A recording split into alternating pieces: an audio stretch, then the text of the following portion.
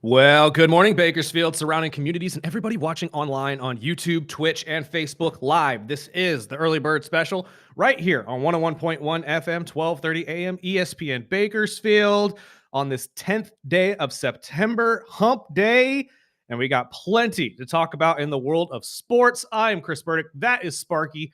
Sparky, good morning. Good morning. Let them know what they're in for. Oh, it's Wednesday. That means we'll have our BC Renegade report from Calvin Rob Chavez coming up at 7:30 for our 2-0 BC football team. We'll get Cannot wait into to talk about some that. NFL news, all sorts of stuff, baseball.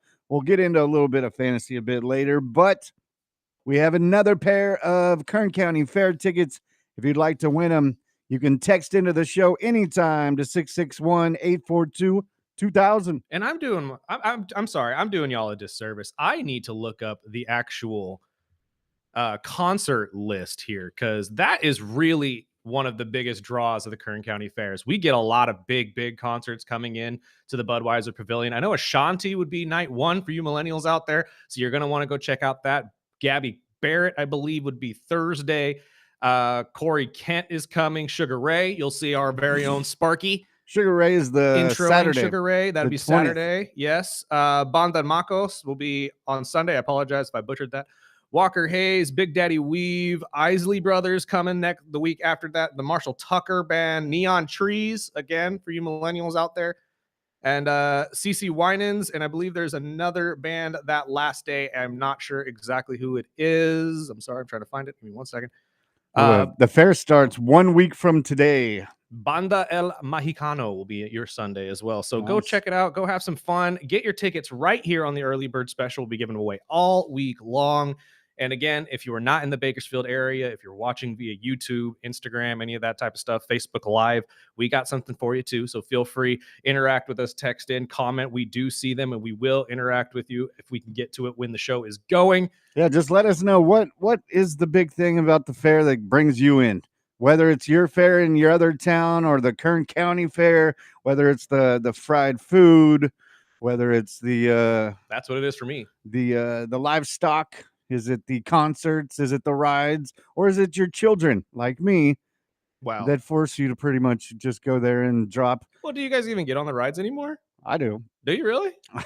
I don't trust the rides. I'm not gonna lie to you. After I've seen some crazy videos, I was there that night. The spinner hit somebody, and the worker, actually, the carney is the one that got hit. Really? The big horses or the hammers. Yeah, the hammer guy just got popped. This is probably 15 years ago, but yeah, the rides are a little sketchy. Well, I've been caught on the zipper at the top where the cage opened. I'm like, okay, no more zipper for me. But yeah, there's certain rides I'll ride with my boy. I am skeptical just because I'm an avid roller coaster rider at like Six Flags and all that. But I don't know. The thought of having to take them down and put them back up every single time bugs me a little bit. Every couple of weeks. It's just, and plus, obviously, anybody who grew up in the same age range as me, you watched Final Destination, and those movies traumatized us in many ways, including roller coasters. So at this point, I'm just like, no. Yeah, just let us know what brings you to the fair, and text it in 842-2000. But we can start with some football news first. Absolutely. Let's start with the NFL, because the biggest question has been answered from week one. Jalen Carter will not be suspended after the altercation in week one with Dak Prescott. Somewhat shocking to me, to be honest with you. He was slapped with a $57,222 fine. Don't know why the 222 was. It's a single game check. Is that what it is? Okay, That makes a lot of sense. Okay. So yeah, single game check. But they also deem that him being removed from week one essentially was the suspension. I get it. I get that, because you're right. He didn't play at all. So technically he was pulled out of the whole game in week one. It's equal to a 1 week suspension, I grant you. But is this really what you want to send message-wise to the rest of your players and college players now? Because we did see it in college in week two as well. If I remember right, it was Florida. I might be wrong on that. It was the Gators. So we're sending a message of it's okay to disrespect your opponent in that way as long as you're okay with giving up a single game check and a week of football. I don't think that's enough. But again, it was an altercation where you can argue he was baited in a way. I don't think that was Dak's original intent. But much like I said that Friday or last Friday, once you showed your cards and showed that that bothered you, obviously they're going to use that against you. And now, like I said as well last week, you're going to get that every single game, Jalen. So you better be on your best behavior with the calmest mind, because if you act out again, not only will referees throw your butt out in a heartbeat because you've already been thrown out once this season, but then the NFL now has to come back and reassess this and say, okay, you clearly didn't learn your lesson. Now we got to slap you with a multi-week suspension just so you realize what you're doing is wrong. Yeah, and I'm going to agree with Freddie Coleman. He had the same conversation yesterday. One person that should chastise him, in my opinion, is the coach, Nick Sirianni. You're the head coach. You're the leader of this organization. You guys hate Jalen. As much as you've been involved in it before you got here at the University of Georgia, if anybody should really understand that anything you do along those lines, crossing that line, is going to be scrutinized more than other people, it should be you. Now, yeah, he's a young man, but you can get old pretty quickly doing the same thing over and over again, being stuck on stupid, if you're not careful. You're Jalen Carter, because in the NFL, will forget all about you. It wasn't a mistake. It was a terrible decision. If you're Jalen Carter, if it sounds like a bad idea in your head, it's going to be an even dumber idea outside of your body. You got to learn exactly when to grow up. He's not wrong.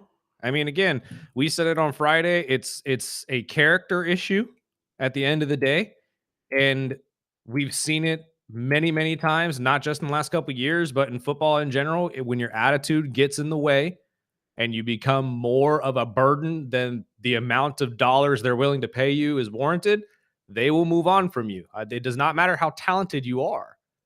So you've got to come to a point where you have to have a conversation with yourself and say, this cannot happen again. I am now a professional and I got to move on. I made the mistake. It is what it is. And he's a leader of this team. 100%. He's supposed to be a leader of this team. And I would have been happier if you just would have charged Dak, or at least, shoved him or something. Face. Exactly. Swung on him or something. Do what the lineman did for the Chargers, or when he popped Travis in the face on Friday. That's, I mean, as bad as it is to say, don't actually do this. But when you're listening to me, when your first decision is to spit. Yeah. I mean, come on. That's ridiculous. Now, again, was it baited? Did Dak kind of lead to this? Jury's out, realistically. I'm sure he did. I still don't think so. I think that in that situation, I mean, it wasn't directed right at him. He was just kind of spitting outside of the huddle, and it just happened to be in Jalen's direction. I just wish they were mic'd up, because I really wish I'm sure he was just egging them on. Again, quarterbacks are the best at that. Once he sees that you were bothered by that and you start jawing saying, did you just spit at me? Oh, heck yeah, I do the same thing. I'd be like, oh, I'm in your head. Let's go. Yeah, absolutely I did, even though I didn't. But now I'm saying, heck yeah, I did, because that bothered you clearly. So, and again, it worked out for the Dallas Cowboys. Almost got them a win in week 1, if you really want to be realistic about it, because Jalen Carter is the best defender on that Philadelphia defense, bar none. So when you take out the best defender on the opposite side, the guy that's going to be a game wrecker and be in your face probably, 60% of the game? I think I would be on Dak's side too, saying, let's levy the playing field here and give us a better chance at a W. And this guy is supposed to be projected to have, double-digit sacks and the leader of the Eagles. So we'll see how he reacts when they play the Chiefs this weekend. $57,000 a game, though. Yeah, that's a hell of a check. That's a heck of a check, man. But before we get into some other NFL injuries and all that, I'm going to get this story out the way, because I don't want a listener saying, oh, it's a Dolphin fan, he's not going to bring it up. So Tyreek Hill, the cheetah, has been accused of domestic violence by his estranged wife. They were recently married. They got married in November of last year. Right. And now she's came out there in the middle of this divorce fight. She came out earlier this week saying there was 8 times where he either shoved her to the floor, pulled her hair, body twisting, physical aggression during her pregnancy, and it goes on and on.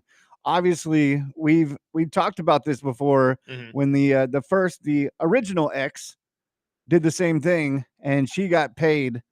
And if this is all true, I will back her up 100%. We have nothing to do with players, especially when they abuse women. Mm-hmm. But I will say their attorney came out this morning.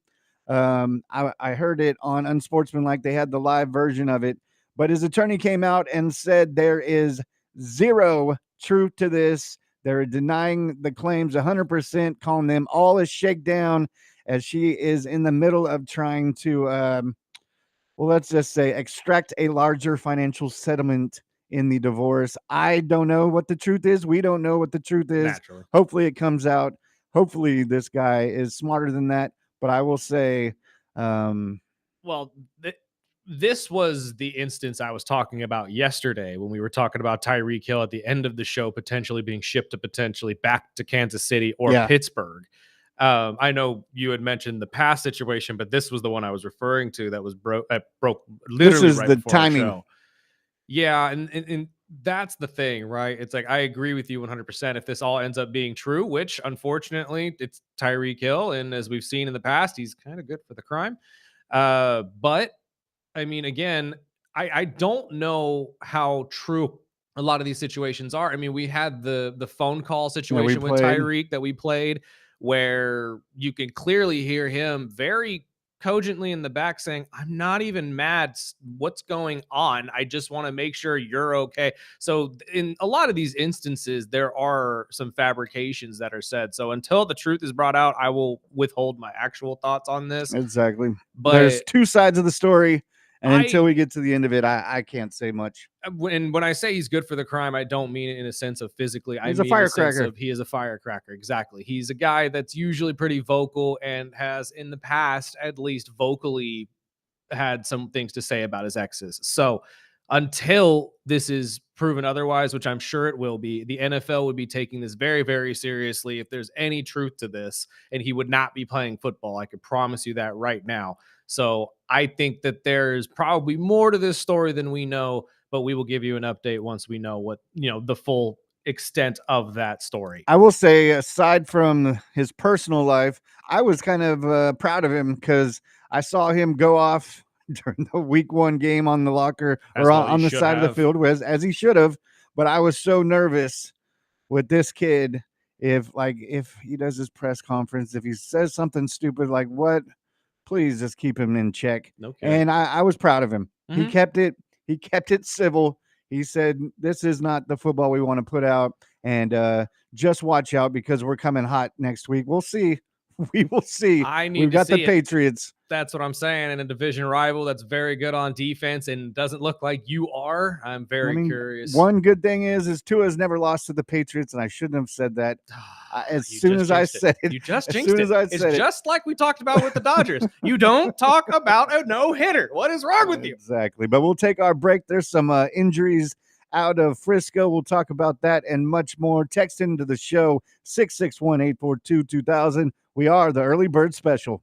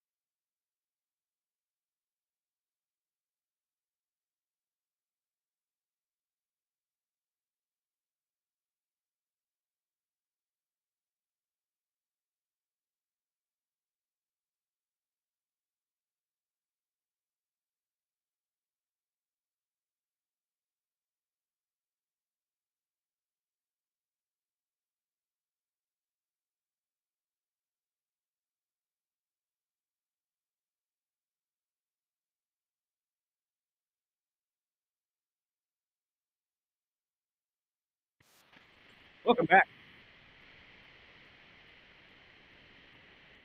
Sorry, I love this song. I the riff every single time.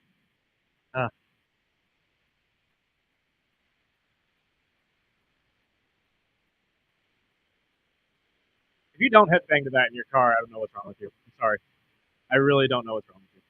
This is the early bird special here, though, on 101.1 FM, 1230 AM, ESPN Bakersfield, as well as streaming online, video-wise, every single day, 7 to 9 on YouTube, Twitch, and Facebook Live. You can go follow us there, as well as Instagram and TikTok all over the place. I'm sorry, I'm lagging on the reels. We're trying our best here, but, when you host one show and produce two others, it's kind of hard to find time to do all the other stuff. Very, very busy times. Very, very, very. But we got plenty to talk about, which is the best thing to do here on this show. Where you want to start? San Francisco? Sure. In Santa Clara.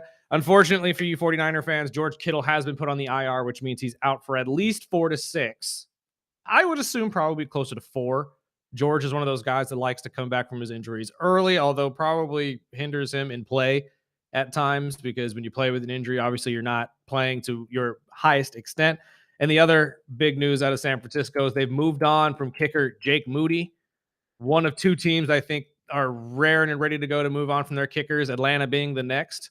You think Koo? Oh, they've already started looking for a different kicker, to be honest Working him with out? And I hate to say it because Koo was the best player on this team for a couple years, to be honest with you. But you can't miss big kicks like this multiple years in a row and expect to keep your job. You just can't. I'm sorry. Jake Moody being a very good example of that. Someone they drafted to be that guy. And honestly, they drafted pretty dang high at one point, thinking, well, we need a kicker. That's really all we need. And you had a lot of hype coming out, but you have had struggles hitting anything from 40 to 50. PATs are a struggle for Jake Moody. So it does not surprise me whatsoever that the 49ers have moved on. I think the fan base has been ready to move on from this guy for quite some time. Dude, and kickers are one of those positions that you're either hot or you're not. Right. And, the Dolphins with Jason Sanders, a couple years ago, he was a Pro Bowl kicker. And then now for the last 2 years, like when me and my dad watch, I have to walk away. Right. That's the point where I can't watch. Once you get in your own head as a kicker, it's over. Yeah. You can't unless you are a very, very mentally formidable person, it is very hard to come back from having these struggles. And I mean, for Jake Moody, I know I said he has struggles from 40 to 50, which for any normal person is probably incredibly difficult to do and almost impossible. But he's also missing from 20. He had 2 in this last game against the Seahawks that were very makeable kicks that were missed. Granted, one was blocked, so you can't really blame him solely for that. But still, as a kicker, you got to know when to make the adjustments, how to get the kick off, and at least make it. When you're a professional, you shouldn't be missing extra points. So at this point, I don't think a lot of people in San Francisco are shocked from the move on from their kicker, but I'm not going to lie to you, they're not going to be alone. I think a lot of NFL teams are going to be levying this, especially seeing how great a lot of these kickers have been doing with the new K balls. I mean, we got guys knocking in 60 yarders that look like they can be going for 70.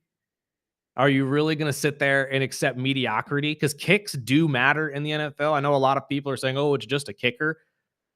Trust me, a kicker is what could have won the Browns week 1. A kicker probably could have won the Baltimore Ravens week 1. There are multiple instances where you could sit there and say, oh, snap, that missed PAT or that missed field goal ended up being the entire game. So it is a very, very pivotal position, especially now with kickoffs becoming more prevalent. I was just going to mention that because even before I know you have the numbers for that, but I'm looking for that right with now. With the Bears, the Bears Vikings game. I mean, obviously they wanted to kick that ball out of the end zone to save some time and get 2 stops before the 1 stop had been, and then the 2-minute warning stop. And when you're telling your kicker to kick it out of the end zone, and he tried, he was 5-6 yards short, but even when they move up the ball, so it's easier to kick him out of the end zone, and he still doesn't. I mean, I don't know if it's in the mind of these kickers or they just get in some bad juju and they get in their head and they start missing, kicks that they usually could kick with their eyes closed. Or if it's just the location, the crowd, I don't know what it is. I think it's a combination of all of that, especially much like the quarterback position. It's a rhythm thing. So once you're in your own head and you can't really figure out that rhythm again, it's hard to go back to it. You kind of have to restart from ground zero and just find a new rhythm that works. And unfortunately, in the NFL, they don't exactly give you the opportunity or the time to figure that out on your own. It's very rare when you get a guy like, or a quarterback or a kicker who's really struggling. Let's take Anthony Richardson, for example. If he can find his rhythm again, I think that he could start in Indianapolis, especially if we see this offense isn't as good as everybody believes it is, which it's not. Shocker. I'll tell you right now, it's not. It's not. But if he can get a rhythm, if he could figure out how to get these balls to his receivers and actually get that accuracy rating up closer to 50 to 60% like you would want it, that's going to get all of the noise in his head right out. And he's going to be right back to being the confident kid that he was at Florida. Same with the kicker. Justin Tucker, the best kicker ever, in my opinion, had his roughest year right before he was removed from the Baltimore Ravens for legal reasons. And he was having those moments of he couldn't get his rhythm down. He was missing kicks that he usually is dead on every single time. And once even he lost that rhythm, it just is hard to get back. And you never saw him return to what he was a couple years earlier. So I think that is basically what it is once you get in your own head and you lose that rhythm, it's hard to get it back. But talking about the kickoff situation, I know we were talking about it in the offseason with the rule changes and stuff like that, and this new dynamic kickoff thing that they're doing. It's working. I'm going to tell you right now, we had the highest return rate in week 1 than we had since back in 2010. That was the last time. It was 75%. Before they started messing with the rules? Yes.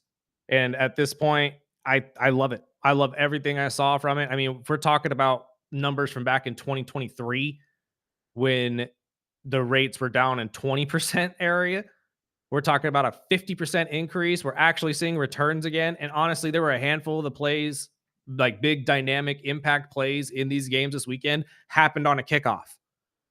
I love what I'm seeing. Me too. And again, this is why I'm talking about this, because kickers now are becoming even more important, because now you got to find a kicker that not only has a boot, but has an accurate leg that can place it exactly where you want it in these safety zones to force these guys to run it out so they don't have the luxury of getting a touchback anymore. And a lot of these younger kickers are showing that they can do it. I mean, we saw the Ravens kicker. I mean, we saw the Jaguars kicker in exhibition. Minnesota's kicker looked great too, but there was one kickoff where you saw he missed it a little bit and he got so mad at himself.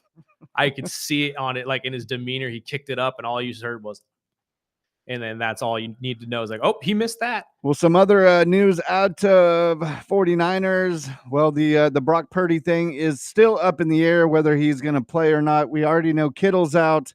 And this is a Schefter with an update on, what to expect if Purdy is going to play. So he's got a left shoulder injury and he's got a toe injury. And the toe is actually more problematic right now than the shoulder, whatever the toe is. The Niners didn't want to go into details yesterday, but they want to evaluate him as the week goes on. And it's clear that his status right now is up in the air. And if Purdy can't go, then Mac Jones would start on Sunday at New Orleans against the Saints. 49ers, Mac Jones union back when he was coming out in the draft, only before the 49ers changed direction and went Trey Lance in the last week before the draft. And so Mac Jones finally would get an opportunity to show what he could do in this offense if Brock Purdy can't play. I would say right now it's a coin flip. I would think you're playing the Saints, I'm sure they're going to play him tough. But, if it's a toe injury, you obviously want to be on the safe side. I wouldn't rush him back. I wouldn't either. And honestly, week 2 being the Saints, this is, like you said yesterday, Spark, probably the ideal week to have your quarterback need a week off, because essentially this is by week 2 for you. It really could come down to Mac Jones just controlling the game. That's all you would need him to do in order to win this. I know you're playing without your tight end. You still have Christian McCaffrey behind you. Ricky Parasol looked pretty solid in week 1. And they just signed another receiver. I'm drawing a blank on who it is at the moment, but I'll look it up during the break. And they got some positive news. Jawan Jennings Yep. is positive, so he should be playing. He's day to day right now instead of week to week. And again, going up against a team like the Saints, who is notorious, probably the worst team in the NFL right now, just on paper, it probably is a good thing to, like you said, to sit Brock Purdy, let him get a week off, figure out what's going on with his toe injury more than anything. Because like Schefter said, that's going to be the prevalent one that you're going to be dealing with for the next couple weeks, because those things don't just go away. And anybody who's had a foot injury, you don't just kind of heal from there's nothing they could do about that. You just kind of have to heal from it. So hopefully that won't be a lingering thing for him throughout the season. But if you're a 49er fan, I wouldn't worry too much about this week. If this lingers into weeks 3, 4, and 5, now I would hit the panic button, because we have no idea if Mac Jones is going to work. And I would feel a little better with Mac than Trey, but I yes, will say they've got a lot of young talent Which on is that team. wild to think about when you say that out loud, Right? now that we're saying that we would trust Mac Mac Jones over Trey Jones. Lance. But I agree with you 100%. When you really look at who's the best possible backup for you right now, I think Mac Jones and Brock Purdy play dang near the exact same way. So why not? I mean, I think you're going to be fine in San Francisco, at least for week 2. We'll see what happens in weeks 3 and 4. Well, we'll take our break. We'll get into our Renegade Report with Kenny and Rob right after the break. This is ESPN Bakersfield, 1230 a.m. 101.1 FM.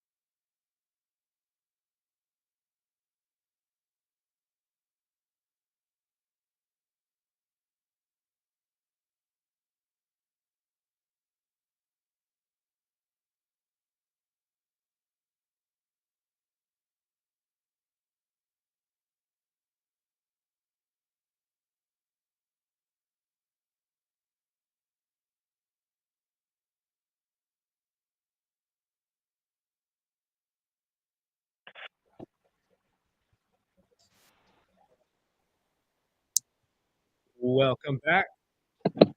This is the Early Bird Special right here on 101.1 FM, 1230 AM, ESPN Bakersfield, as well as streaming online live video-wise on YouTube, Facebook, Twitch, all over the place, Instagram. Go follow us, like, subscribe, share with your friends, all that type of good stuff. It is a Wednesday, so you know what time it is. It's time to check in with the voices of Bakersfield College football. Boom! After a massive home opener win against Allan Hancock this week, 33-7. Be talking with Kenny Calvin and Rob Chavez. Sir, how are you both? How are things? Oh, another great morning, great day to be a Renegade and an Early Bird Special guest. Absolutely. Let's That's right. talk about Thanks for having us, game. guys. Absolutely, as always, love having you too. Let's talk about it. 33-7, massive win. I was shocked personally, not just with the attendance, and we'll get to that in a second. I'm very disappointed in Bakersfield, but it is what it is. Malachi Statler did not have the game that I expected him to have. Obviously, we talked about it last week, how this game for him was kind of a coming out party against Allan Hancock. Were you guys as shocked as I that we didn't see a little bit of a better game from him? I'll let Rob take the lead this week. Yeah, I was just about to talk about that in the fact that this coaching staff has really looked for somebody to kind of pull away and take this job, just like he did last year. Statler did. Carson Woods has come back, and he's shown that he's kind of the elder statesman in the room. He is a section champion. He has led BC to a successful season a couple of years ago, and again, the third best season in BC history. So there's no surprise on the Carson Woods side. I think that's just something for Malachi to kind of roll with, and he's just going to get a little bit better if he continues to learn in that QB room. Again, we talk about the fact that he's got two of the best offensive minds in junior college football all throughout the state of California, and Seth Dameron and Carl Dean. But Carson Woods had one of those games to where he was able to protect the football. He was able to manage the game correctly and really give it to the guys that really made a huge difference in Bubba Nettles and Watkins. And another massive name that we got to drop as well would be Dylan Johnson. 2 massive catches for over 100 yards and 2 touchdowns. Kenny, talk about his impact on the game. I think it was beautiful based on the fact that coming into the season, we didn't really have an idea who would be the guy as a receiver. We all talked about that, and it's a great thing to see big plays, right? Getting back to the quarterback scenario, just to add my spiel on it, I think it's going to be tough for either quarterback to be consistent until they get consistent reps in that series, in those consecutive series. I think it's one of the hardest positions to play when you're sharing time. And it's based on protection, it's based on cadence, it's based on your voice, and just being able to get the offensive line to get used to 2 different voices. Carson definitely had a great day. Malachi struggled a little bit, but I think once one of those guys gets to a point to where he knows he's consistently in there and doesn't have to worry about looking over his shoulder, I think that'll help that consistency. But like we saw, Carson Woods, as Rob stated, elder statesman, proven leader. Maybe that's why he's able to find a guy like Dylan Johnson and make him the guy, based on him having a little bit more experience. So it's going to be very interesting. We did see some good things out of multiple receivers. We saw multiple guys get catches. Ben Spears got a touchdown catch that was called back. Chad Sabol is consistently looking like he's a possession receiver that can be trusted in those middle drives and downs. One of our guys, Mr. Simmons, a kid from Florida, finally got in and had an opportunity to showcase what he can do. But very exciting for Dylan Johnson based on the fact that, hey, another Central Section kid that chose to stay home. And here he goes, has a huge game, averaging 87 yards a catch, at home for the first time. That was beautiful. Yeah, that was insane. That offense, I mean, they're definitely starting to click, almost put up 400 yards on the Allan Hancock. But, I'm going to bring up the defense. I am so pumped about this defense that the Renegades have. And just talk about him. I know you're the Hall of Famer, so I don't want to step on your toes, but how about this defense, baby? Man, I mean, I love it, Steve. You know, you spend so much time with us. You know how important it is for me to see a defense set the tone. And I mean, you start a game out with a 3-and-out, you get a safety right after the 3-and-out, and then right after that, you get another 3-and-out that leads to a field goal to making it 5-0. So, like, those are the kind of momentum starts that you want from a defensive perspective. And I mean, it just gives the offense energy. It was beautiful seeing the defensive front seven put in work right away as well. As soon as we started the game in pregame, once again, we talked about the keys to the game is our defensive line getting after this guy that wants to sit in the pocket. And I talked about Miles Poole is going to be wrecking shop on this guy if he thinks he's going to stay in the pocket. First series, Miles Poole gets 2 pressures and, I believe a sack. So, we don't like to appear like we know it all, but that's why they pay us the big bucks. Exactly. Well, I mean, BC starting the season up just how we want it, 2-0. But this Saturday, they're headed out to Ventura. So what areas are you guys thinking? I don't know anything about Ventura. Maybe you guys can give us some insight. Ventura might just have more heartbreaking losses than BC over the last couple of years. Really? They're probably one of the other another team over the past couple of years that could sit back and say, if we did this, this, and this, we could be in the state playoffs. We could be competing for a state championship.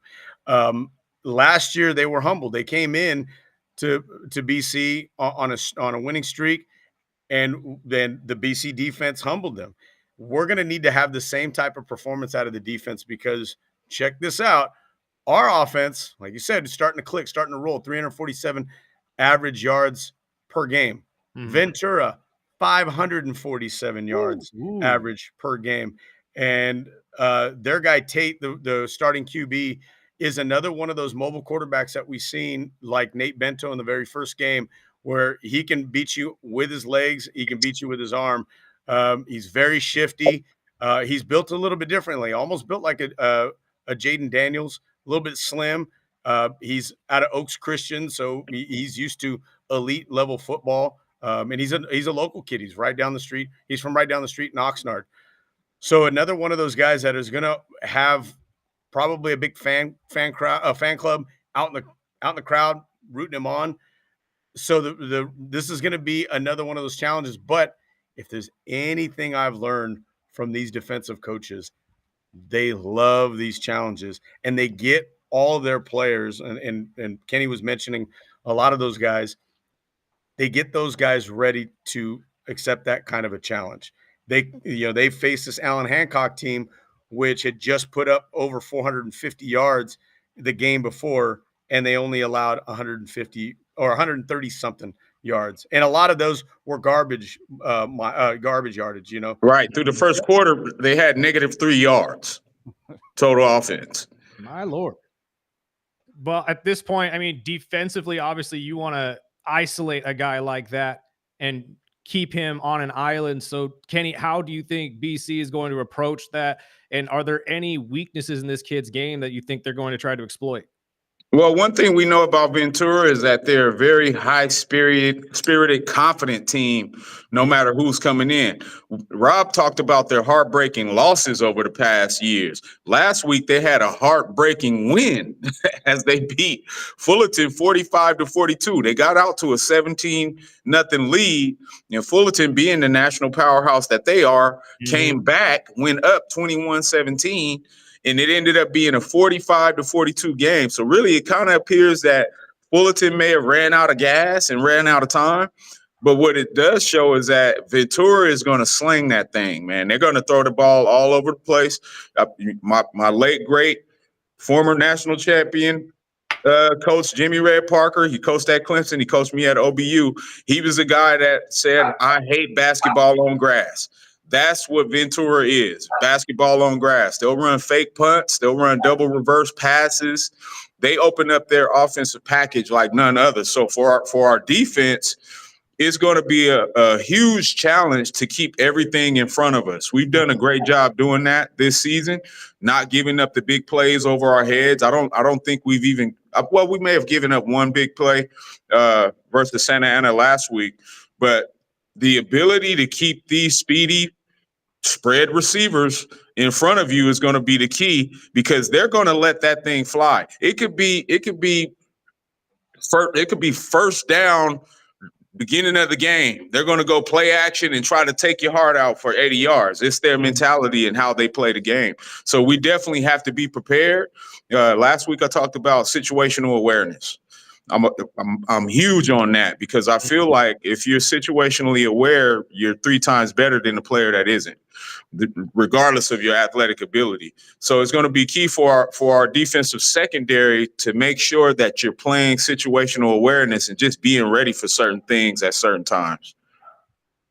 Well, I'm excited. It sounds like we're going to have a hell of a game on Saturday, which you can listen to right here on our sister station, Kern Radio 96.1, with the almighty Kenny and Rob. I'll see you guys Saturday. Thank you for taking time out this morning. And hey, Steve, real quick, want to give a shout out too, because we have to at least highlight special teams.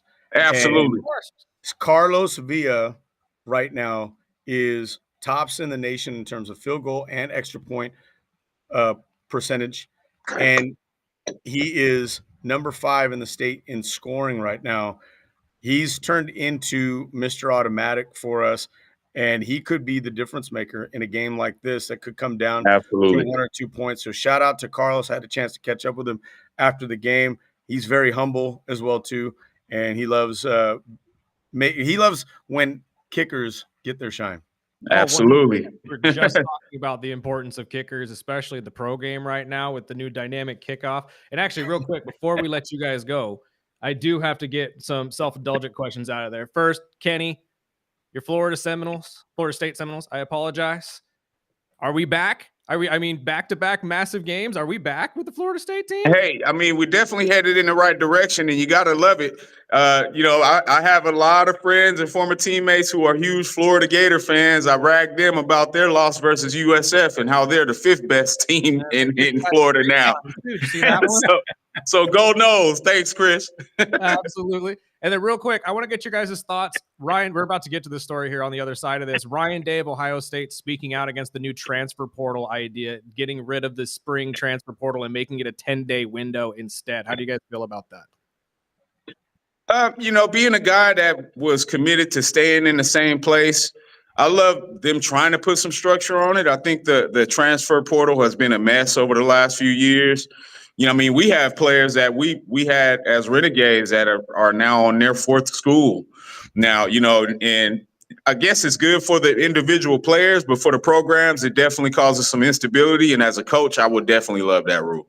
100%. Yeah, and on an from an educator standpoint, me being a teacher, it's also going to be good for these guys to be in the same university, same type of a program, because again, 96% of these guys are not going to make it to the NFL. And even if the 2 or 3% of them end up in the CFL or in any other kind of professional league, these guys are going to need some sort of professional experience. And most of these universities provide the opportunity to be able to have them get into sports management, get into kinesiology, get into sports business, something that's going to allow them to earn some money afterwards. Mm-hmm. And you see it right now with Cody Kessler, our local guy. He's tearing it up right now for the USC Sports Network down there. He does an amazing job pre-game, post-game, all that stuff. That was his calling after he was even a pro football player. 100%. I think you're right. We've talked about it on this show multiple times, and I do believe a lot of these athletes not only need to take some financial courses just to make sure they know how to allocate this money that they're getting through NIL, but also, like you just said, they got to find something for afterwards. I think a lot of athletes think, oh, I'm just going to become a pro and that's it. Well, your pro career ends at 30, maybe 40 years old. So what are you going to do? 20, maybe 24. Yeah, maybe 24.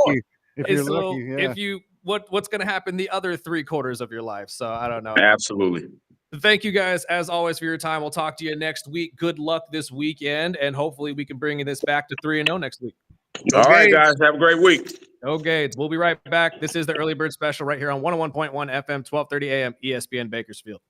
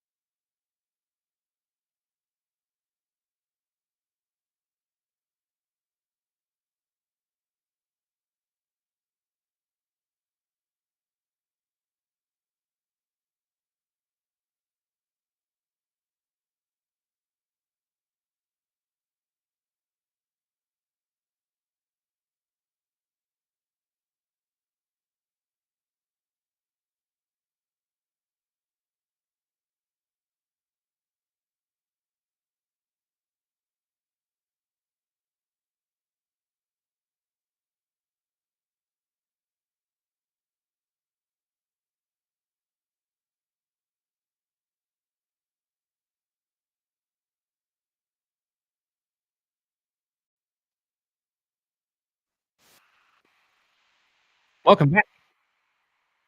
This is the Early Bird Special right here on 101.1 FM, 1230 AM, ESPN Bakersfield, as well as streaming online video on YouTube, Twitch, and Facebook Live. Just go to the Early Bird Special. You'll find us right there. Subscribe, share with your friends, all that type of good stuff. Thank you to Kenny, Calvin, and Rob Chavez for joining us, as they will every single week during BC football season.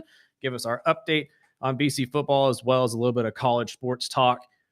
I'm telling you, man, the Florida State Seminoles might be back. I'm shocked. Back-to-back massive games. I mean, it's hard to believe, but the Florida State Seminoles were able to turn it around in just a year. And that's just the power of the SEC at this point. I'm going to tell you right now. But let's talk about the other major story that we already talked about or mentioned a little bit earlier with them as well. Ohio State's Ryan Day is speaking out against the proposed transfer portal changes, which are going to be voted on at some point during this month. They're planning on voting on it at least before October 1st. The planned changes that are being talked about by the committee would essentially wipe away the month-long transfer portal from December to January and make it a 10-day period from January 2nd all the way to January 11th or 12th, whichever day, The problem that Ryan Day and a lot of the Big Ten coaches have with this is that that is smack dab in the middle of bowl season. And Ryan Day makes a very good point. If you're trying to prepare your team for the college football playoff, you're not going to have a lot of time to really be pulling these transfer portal kids in, signing them, and getting them there to your team next season, giving them a massive disadvantage. I realize this, but at the same time, I'm also thinking in my head, if your team is good enough to make it to the college football playoff, maybe you shouldn't be looking for transfers in the first place. Maybe you're good enough already. And this would actually help these teams who missed the college football playoff and are in these bowl games, the Fiesta Bowl and all of that type of stuff. Oh, I'm sorry, no, Fiesta Bowl's in the college football playoff. I apologize. Let's go with the Pop-Tart Bowl then. Whichever one you want to talk about, doesn't matter. You help those colleges pull in better school or better players throughout the year. And to be honest with you, I don't think players who want to go play for a team in the college football playoff are really going to be swayed either way if you're not directly at their door. So, in my personal opinion, I think the transfer portal needs to be narrowed down to a 10-day period. And this also, by the way, would their second part of this would be to wipe the spring portal out completely. Thank you. So basically, you would only have a 10-day window as a college football player to put your name into the transfer portal, pick a school, and go there. That's not a lot of time when you really think about it. But like Kenny said, it brings stability to a lot of these teams. It brings accountability. And I think a lot of fans are echoing the sentiment of what Sparky just said. Thank God, because when you hear of a kid who just decided, I'm going to go play for USC, and then a couple months later, before he even donned a USC jersey, he's now moving to Colorado. Exactly. We need that structure. That's absolutely ridiculous. So yes, I agree. I think we need that structure. I understand Ryan Day's gripe against it. But like I said, Ohio State's going to be fine without transfers. They're not going to be hurting because they didn't get the transfer they wanted from a different college. They got plenty coming in freshman-wise, I promise you. So I don't think it's that big of a deal, and I don't think the committee's really going to be hearing Ohio State out that much. It's got to help the coaches, right? The actual teams. When you're putting a structure, a team together, and then all of a sudden you find out, oh, this guy's not actually going to play for us now. And it's a 10-day period in which everybody can be ready for it. I agree. Maybe you shift it a little bit to be out of bowl season. Maybe. Because it does make everything collide at the same time in terms of signing your coaches, your players, the bowl practices, the games. It's a very hectic time. So maybe to help out everybody within the organization of the NCAA, you shift over the date a little bit. But outside of that, I think the 10-day transfer portal is a beautiful idea. We got to take a break, pay some bills. We'll be back on the other side. This is the Early Bird Special right here on 101.1 FM, 1230 AM, ESPN Bakersfield.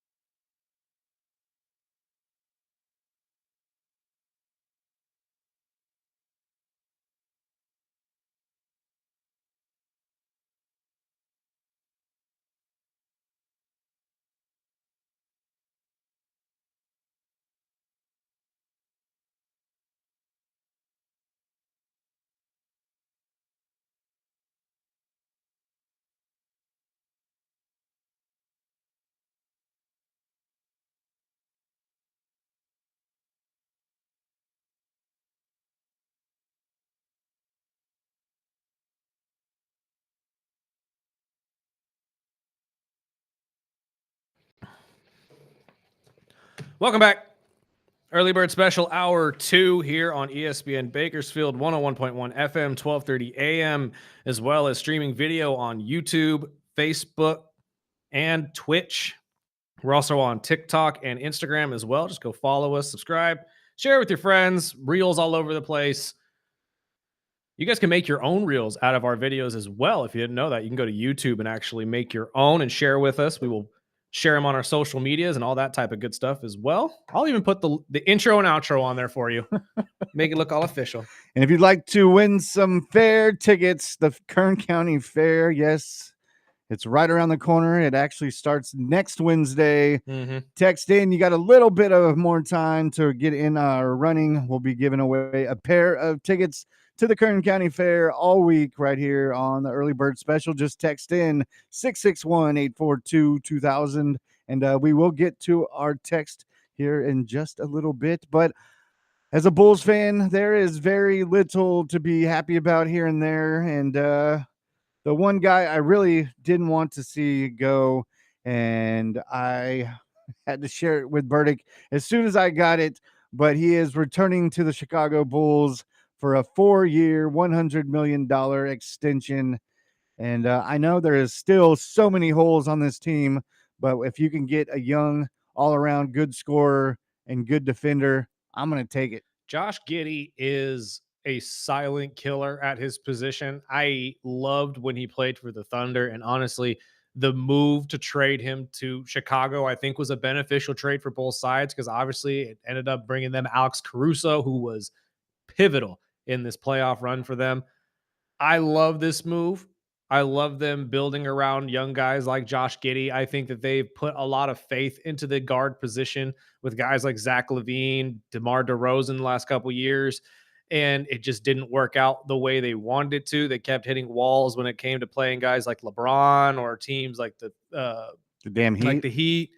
I mean, it really is a good step forward for the Bulls. I think that they still need a handful of pieces, obviously, to make themselves a contender on the Eastern side. But with the East being so weak this year, and I say weak just because of injury, I mean, obviously, we've talked about it a couple of times in the offseason, but Tyrese Halliburton not going to be playing for the Pacers at all this year. Jason Tatum will be gone for the majority of the year for the Boston Celtics. Really, the only main concern for the Bulls majority of the time would be the Cleveland Cavaliers because you have to play them more than anybody else. And I would say the Detroit Pistons because they are really turning into a formidable contender as well. But this move to keep Giddey around for the next 4 years at a arguable that's a value price. 25 a year for 4 years. I'll take it. For what these guys are going for these days, that is going to be a valuable market price for somebody of Josh Giddey's caliber here in about 2 years. Now, you may have to restructure it in that third year just to give him a little bit more and keep him on the team. But when it comes to the NBA, we talked about how football players have a short lifespan. NBA players have an even shorter one. So God only knows what we're going to get in 4 years in Chicago. Hopefully it's not the end of Josh Giddey's career because I love Josh Giddey. But I like him teamed up with Kobe White and Nikola, the center. I think we need some power forwards, some big forwards that can actually defend because that's been our issue is going with these up tempo, high quick teams like Miami, which I think Miami's taking a step back and we'll see. But they're missing some spots too. After that, the late trades and losing some veterans this offseason. But, I mean, the Bulls will be the Bulls. I believe they'll be a play-in type team. And until they bring in some veteran presence, that's what we're going to get out of them. No, 100%. You're right, though. I think that the biggest need for you is a big man, whether it be a center or power forward. When you're going up against guys like Evan Mobley, Paolo all the time. I mean, there's a lot of really good talent on the East. I mean, Pascal Siakam, I don't mean to leave him out as well. There's a lot of really, really good forward play on the Eastern Conference, and a lot of the games are won there. And that's why I'm saying when you have to go up against teams like that, and teams like Detroit who have very, very strong defensive-minded guys, plus a scorer in Cade Cunningham, you've got to figure out ways to get around that. I think Josh Giddey's a great addition to the team, but it's not the main star you need. I still say they should have made a move in this offseason for either Kevin Durant or Giannis. And I think Giannis is still on the table. I'm not sold at what, I mean, I know Evan Cohen's come on this show and told us he's not leaving. He doesn't believe he's going to leave. And if he did, it would be Atlanta. I totally understand the reasoning behind that, but I'm not sold that Chicago's out of the running. I'm really not. The history of it, I think Giannis would be open to going to a young team like Chicago and making a name for himself there as well in a bigger market. And I think just teams like Chicago are known for making balls moves like that when they absolutely need to. So it wouldn't be out of the realm of possibility, in my opinion, for them at some point in this upcoming season to make a move for a big guy. I would put him back on the market. I would jump on that. And speaking of Giannis, he led Greece, dominating Lithuania yesterday. Now into the Final Four in the EuroBasket series. I wish they would show that. I was just going to say, they don't show a lot of love to these. Not at all. And you get a lot of NBA players going and playing over there. I mean, Luka was over there for a little bit until he ran into an injury issue and then quickly was told by the Lakers, get back over here. Yeah, get back to the States, you idiot. Like, at this point, it is what it is. Because Giannis doesn't even play that much in this league, I don't think. I think his brothers play on the team more than he does. But being a part of it, I mean, it's still basketball. And I would assume the NBA will want to partner with a lot of these leagues, knowing that a lot of your players go and play in this. And it would just be extra exposure for you. Right. Like, get in. If you really look like, imagine if football was as coveted around the world as basketball is. The NFL would have their hand in every single piece of it. They really would. There'd be players from the NFL in every single part of the country because, people fall out all the time. And the NFL would take it upon themselves to really get involved, especially in the tournaments in the off season of the NFL. If some of these guys decided, you know what, I'm going to go play flag football over in Greece, this off season. You don't think the NFL would go with them and say, hey, we'll sponsor, actually? Of course. Any way they can make Throw money. their logo on it. You're ready to go, baby. You just validated their tournament and got yourself extra exposure in that country.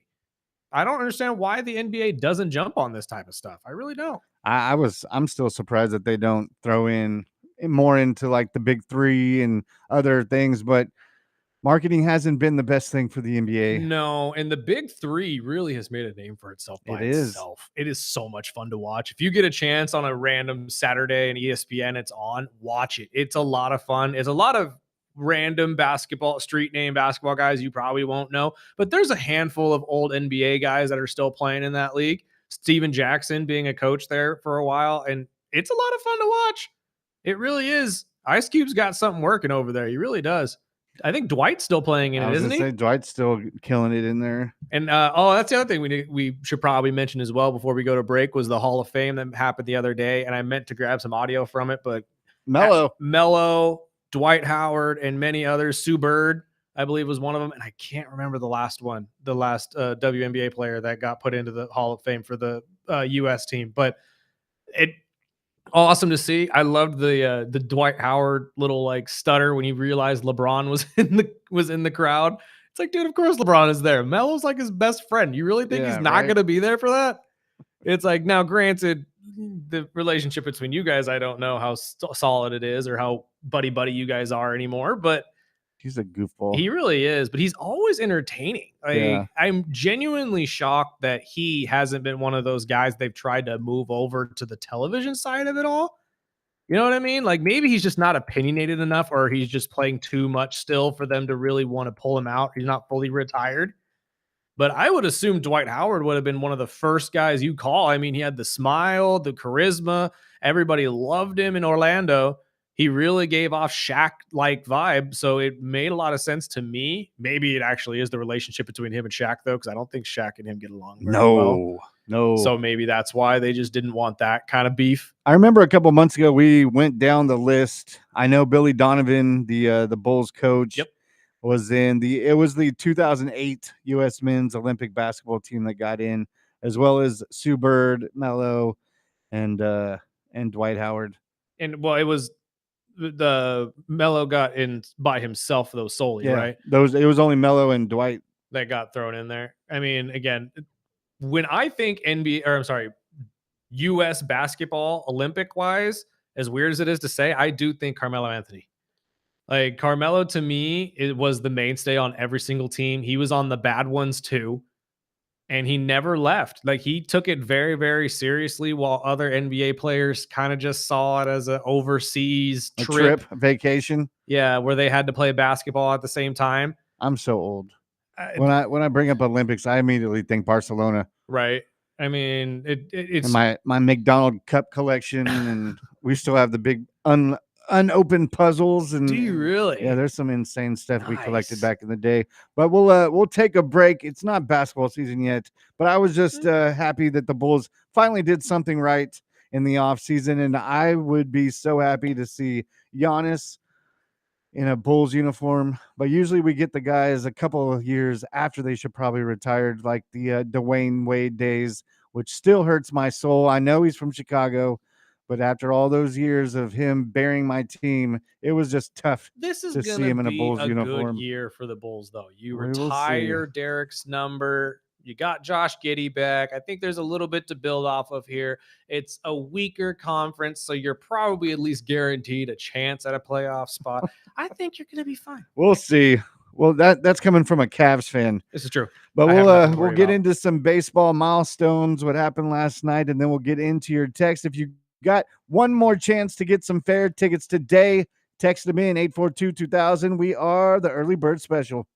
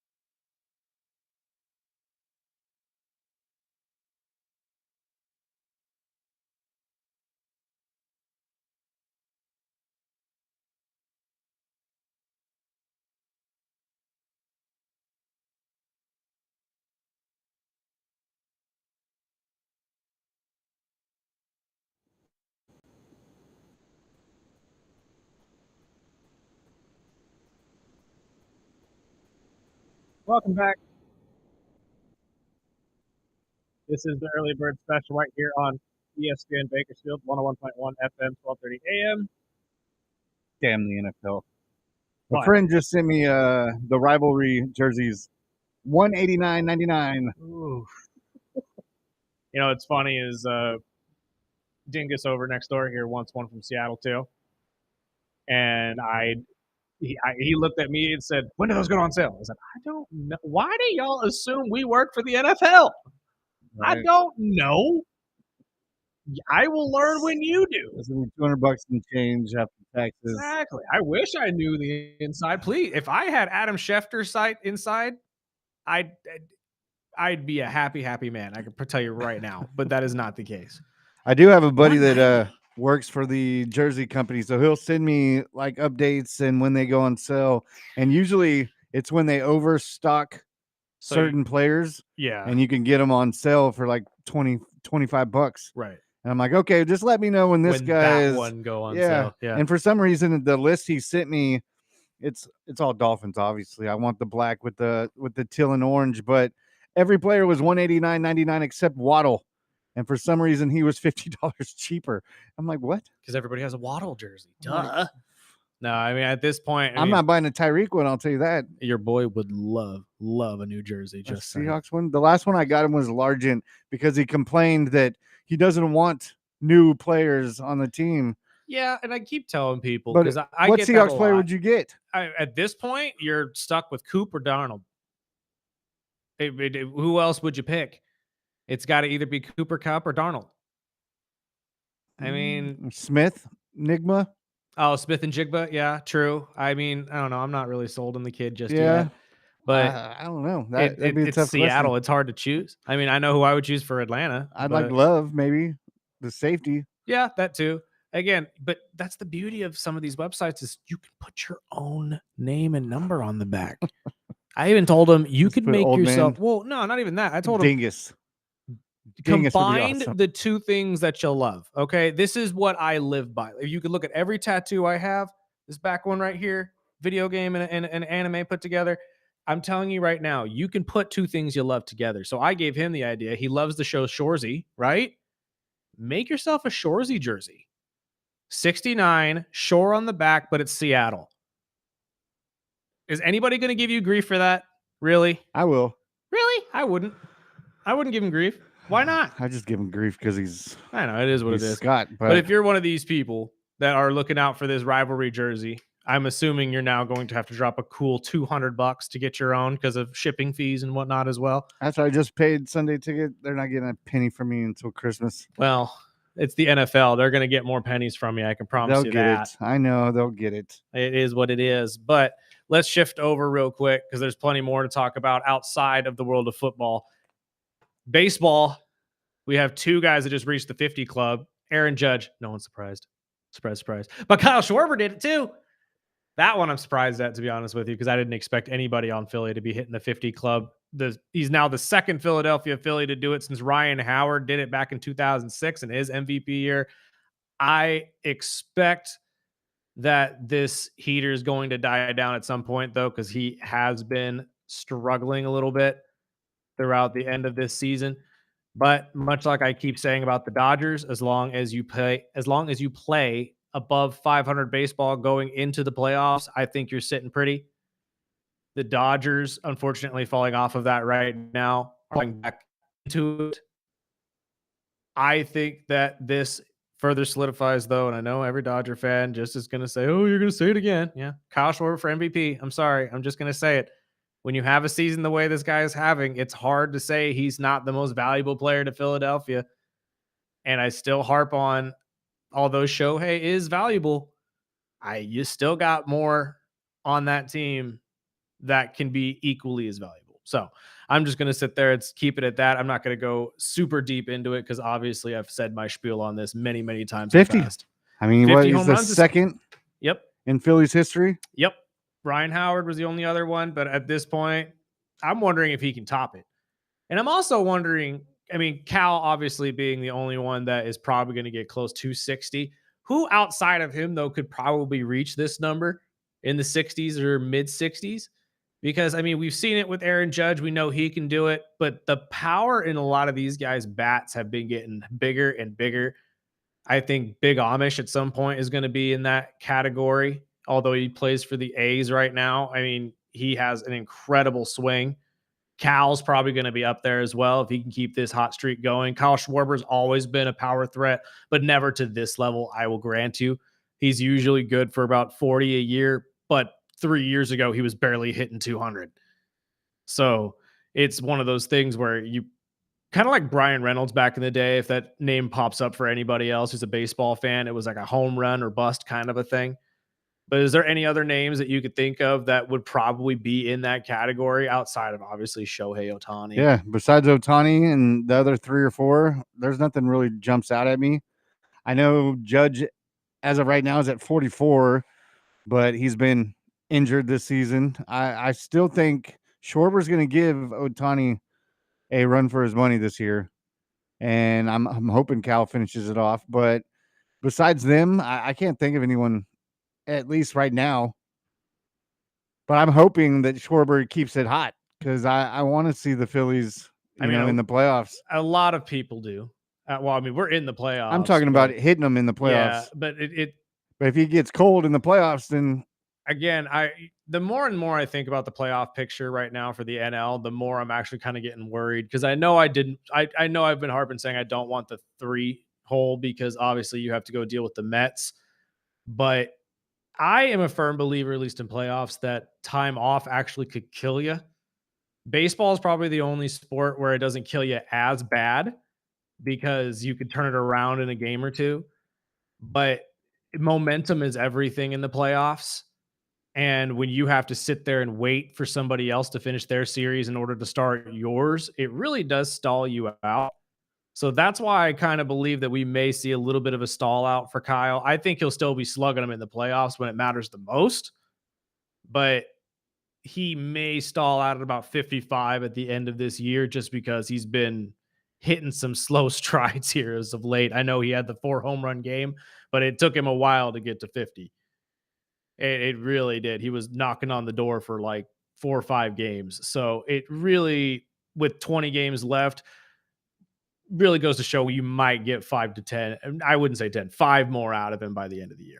Well, I know the first inning home run from Judge was his 44th, got him up over Yogi, and now he's in the top 5 Yankees history, which if you go down that list, it is just probably so awesome. A great feeling for Judge to be up on that top 5. We all expected it, but I'm more worried about my Mariners because with 15, 20 games left, they're only a game and a half up in that final wild card spot.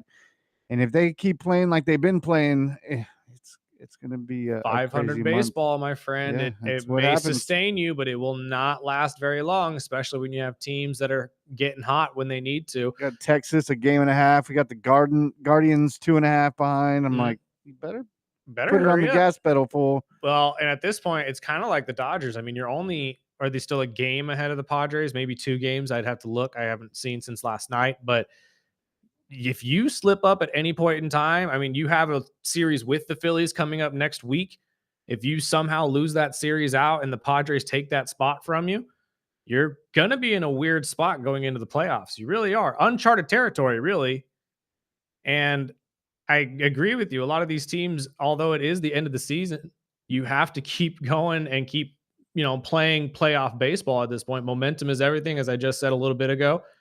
And a lot of these teams are just fishing at this point. They're fishing for hits. I think Seattle is really starting to slow down at the wrong time, but there's still a chance, obviously, behind the bats of Cal and Julio. It is just going to come down to the will of the player at the end of the season. And they're going to have a tough stretch. They really will. And I keep looking at the standings too, because I look at the NL West, and although we keep talking about the Dodgers and the Padres, the Giants are actually playing pretty good baseball right now. Now, it's like a 3% chance they could squeeze back into the playoffs, but we've seen crazier things happen at the end of the year. And if I see some sort of wild turnaround where the Giants hit a stride where they bust some brackets and jump into the final spot as well, I'd be worried because that's usually the best possible team to take in the playoffs is that guy who barely sneaks in. So for teams like Seattle, the Mets, who aren't playing very good baseball right now, we've been saying it for months. Whoever gets hot at the right time. it's exactly. So it's going to be interesting to see going into the playoff series. Or I'm sorry, going into the final series before the playoffs. I apologize. But at this point, it's all just hearsay. We'll see what happens here in the next 2 weeks in the final, 18, 19 games of the season. But stressful. But we'll take our break. We'll get into your texts right after the break, right here on the Early Bird Special.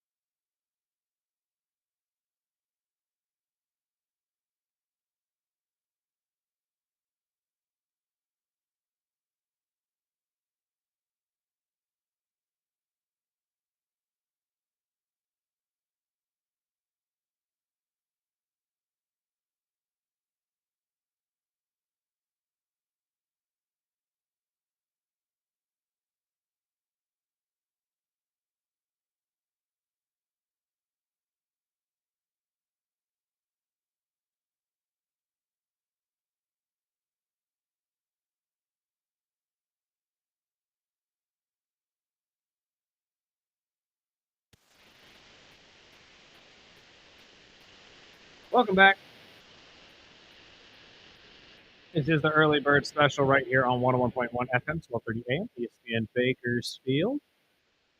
I forgot to bring up this story before we go to our text messages because I'm just curious of what your thoughts are on this one. Victor Wembanyama is trying to start something a little new in the NBA this year and model it after European basketball and soccer games, and I'm actually all for this. Traveling? No. He wants to create a Spurs super fan group. Okay, now hear me out on this. It is essentially a group of fans that would pledge to be at 75% at least of the home games. And you would take place in chants, flags, like drumming, all that kind of stuff. Essentially, kind of like if you were watching a soccer match and there's that group of guys that are right there out, behind the goalie. And it's supposed to be to distract and all that type of stuff and be as rowdy as humanly possible. That's essentially what they're trying to recreate here in San Antonio. This super fan group has tryouts that'll be starting in October, apparently, and it is $999 for the membership cost. But when you really think about it, if you're getting into all the Spurs home games, every single one that you would want to go to, that's a pretty dang good deal.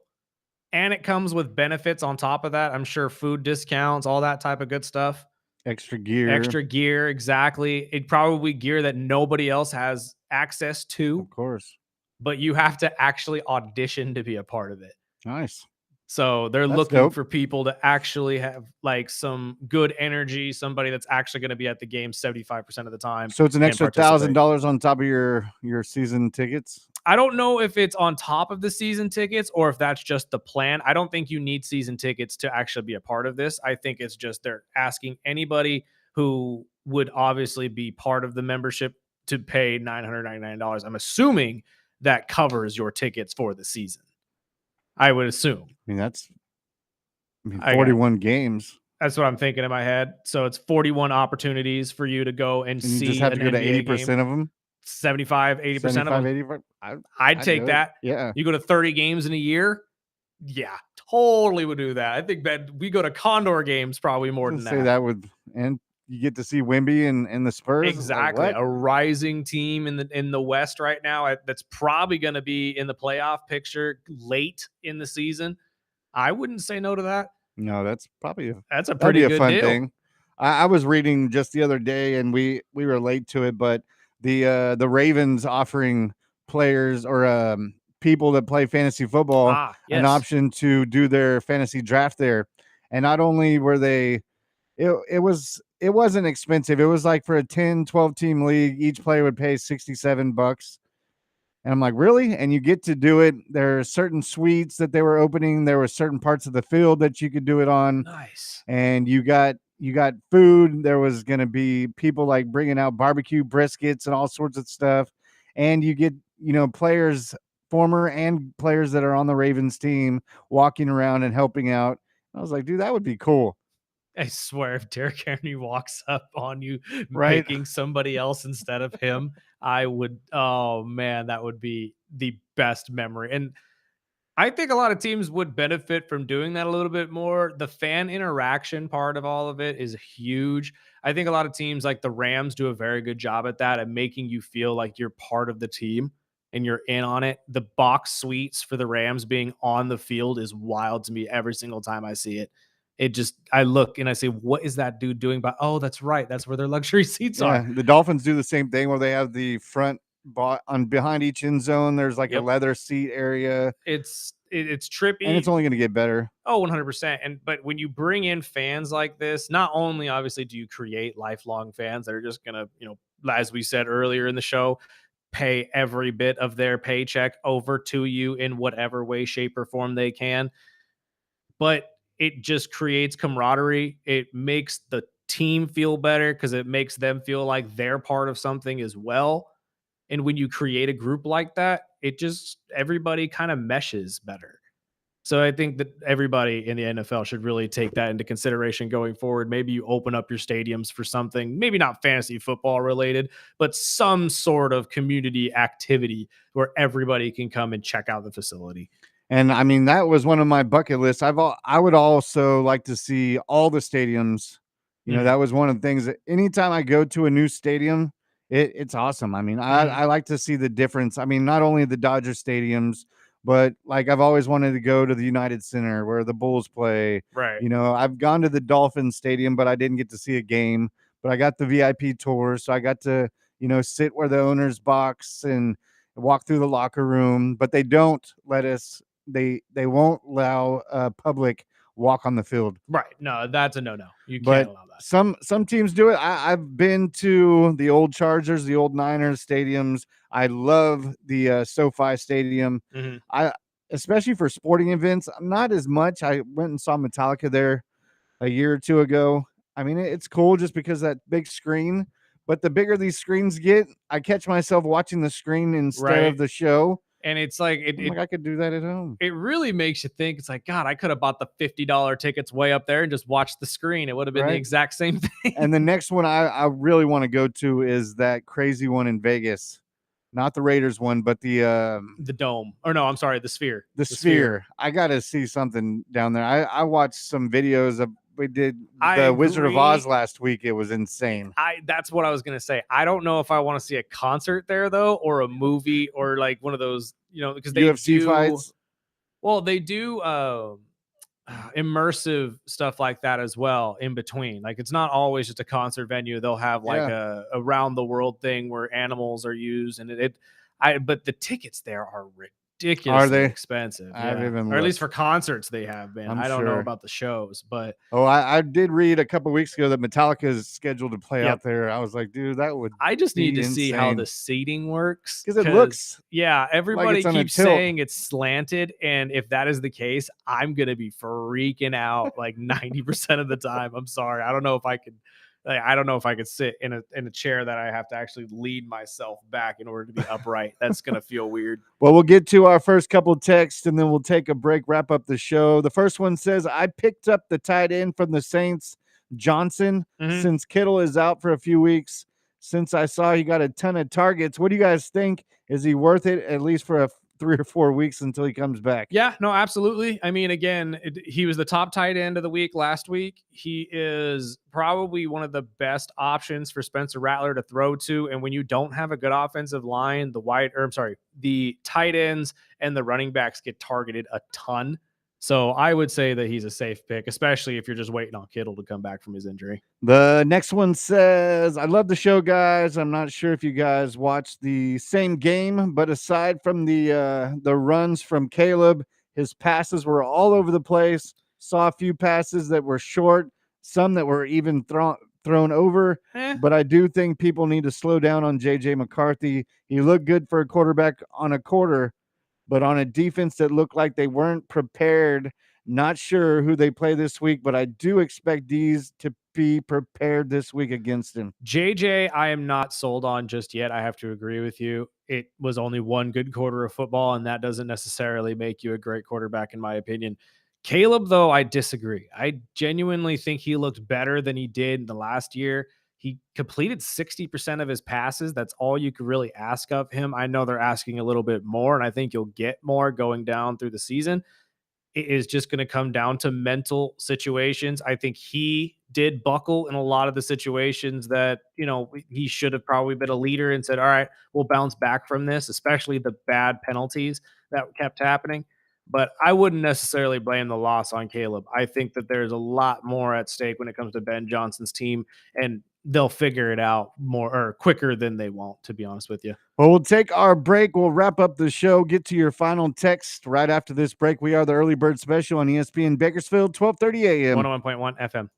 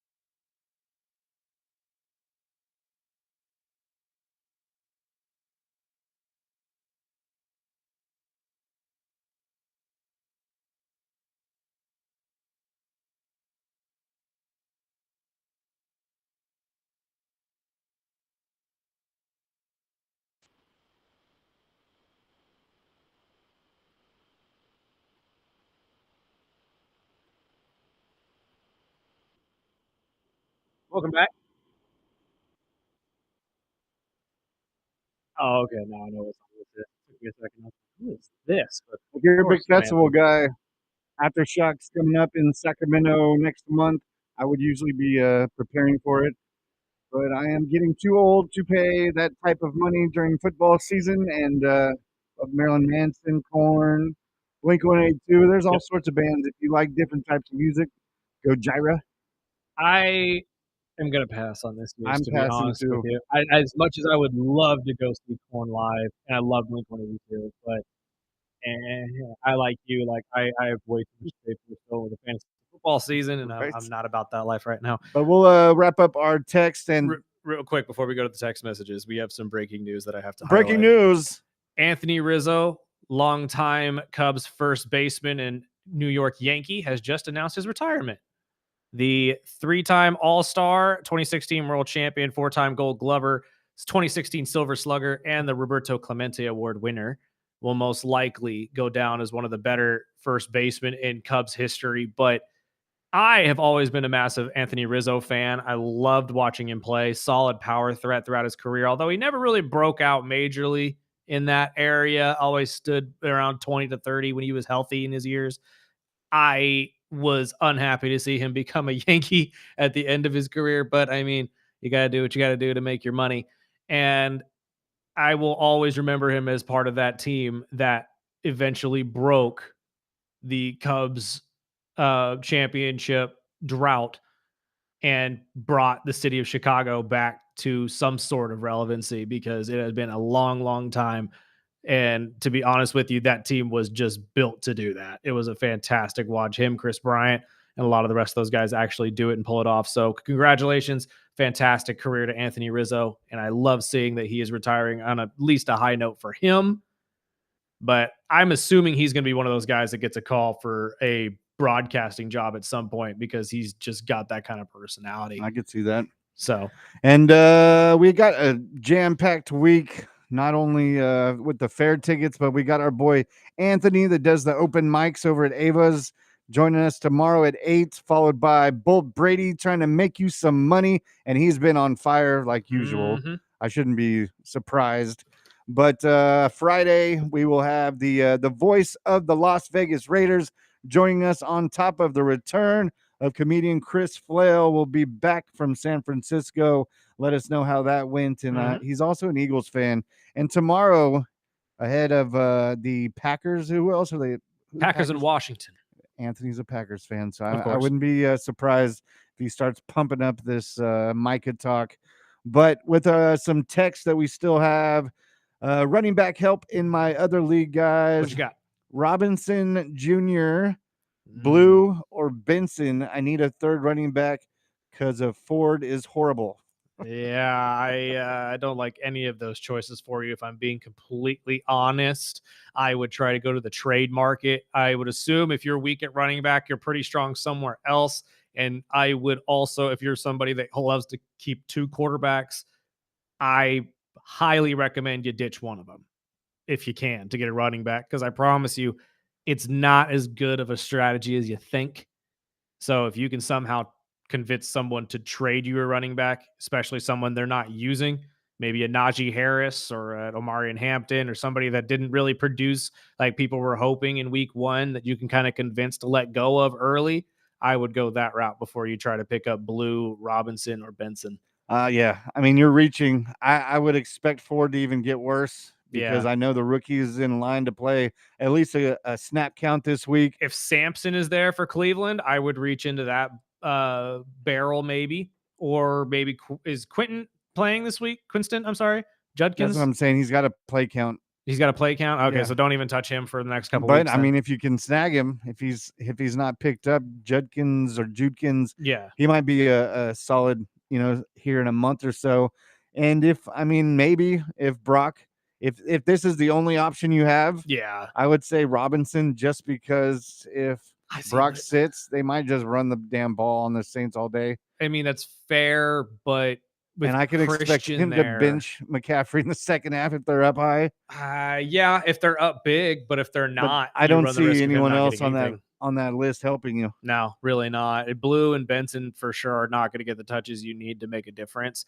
I know a lot of people don't like to pick this guy up, but Tyler Algier from Atlanta, although doesn't get a whole ton of looks, he did lead the team in rushing yards last week, and he gets a considerable amount of touches with Bijan. So maybe go that route as well. But the three you mentioned, I wouldn't touch them.